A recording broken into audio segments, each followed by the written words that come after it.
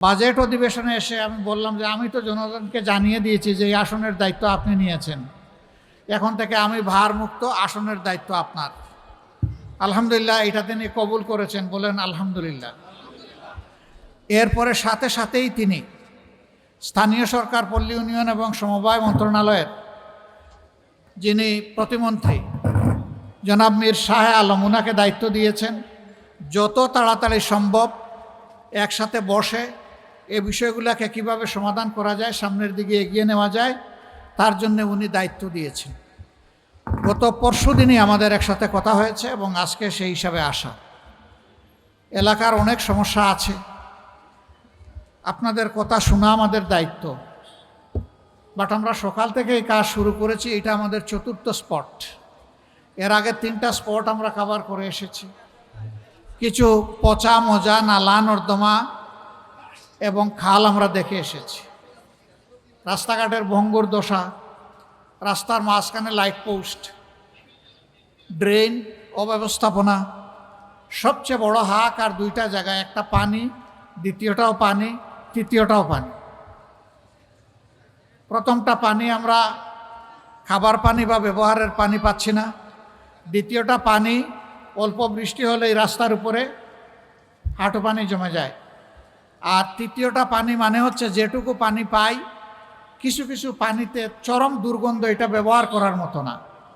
তো পানির 3 মহা সমস্যা, এর সাথে হইল গ্যাসের সমস্যা।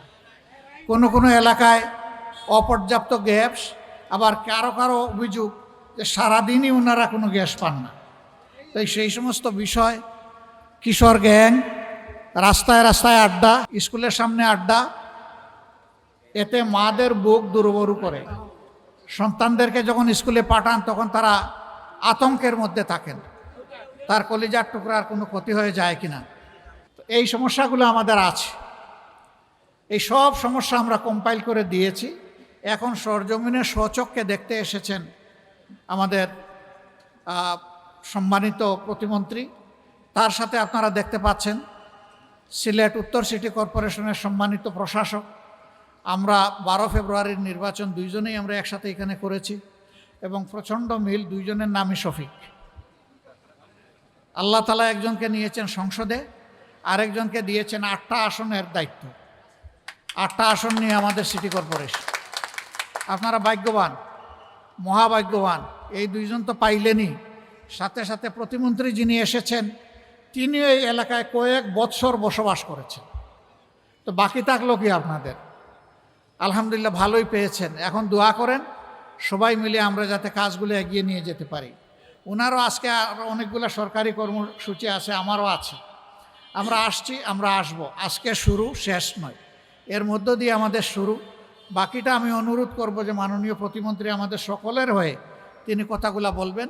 তবে আমি বিশেষভাবে ধন্যবাদ জানাই মাননীয় প্রধানমন্ত্রীকে যে তিনি সিরিয়াসলি এই দায়িত্বটা গ্রহণ করেছেন। আর ধন্যবাদ জানাই এখানে আমাদের ওয়াসার এমডি সাহেব আছেন। প্রথম পানি, দ্বিতীয় পানি, তৃতীয় পানি। প্রথমটা এবং তৃতীয়টা ওনার, দ্বিতীয়টা আমাদের মিল্টন ভাই। গ্যাসের এখানে তিতাসের লোক আছেন, তিনিও আজকে আপনাদের কথাগুলা আমার মুখে শুনে গেলেন। খুবই ভালো হতো যদি 1 ঘন্টা 2 ঘন্টা ধরে আপনাদের সকলের কথা ইন্ডিভিজুয়ালি আমরা শুনতে পারতাম। কিন্তু আমার মনে হয় যে আপনাদের কষ্টের কথাগুলা কিছুটা হলে আমার কাছ থেকে চলে এসেছে। ড্রেইনের সমস্যা, তারপরে ভাঙা রাস্তা, চুলায় আগুন জ্বলে না, বাথরুমে পানি পাওয়া যায় না, কিশোর গ্যাংয়ের সমস্যা, লাইট পোস্টের সমস্যা, এই সবগুলো মোটামুটি এসে গেছে। এখন দোয়া করেন আমরা সবাই মিলেমিশে একাকার হয়ে, এই দেশ আমাদের সবার, সরকারি দলেরও দেশ, বিরোধী দলেরও দেশ, 18 কোটি মানুষের দেশ।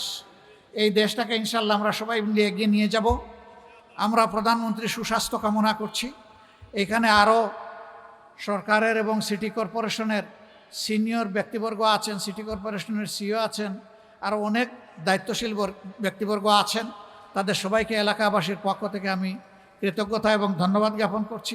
ইনশাআল্লাহ সবাই মিলে কাজ করেই দেশটাকে সামনের দিকে আমরা এগিয়ে নিয়ে যাব। আল্লাহ হাফিজ।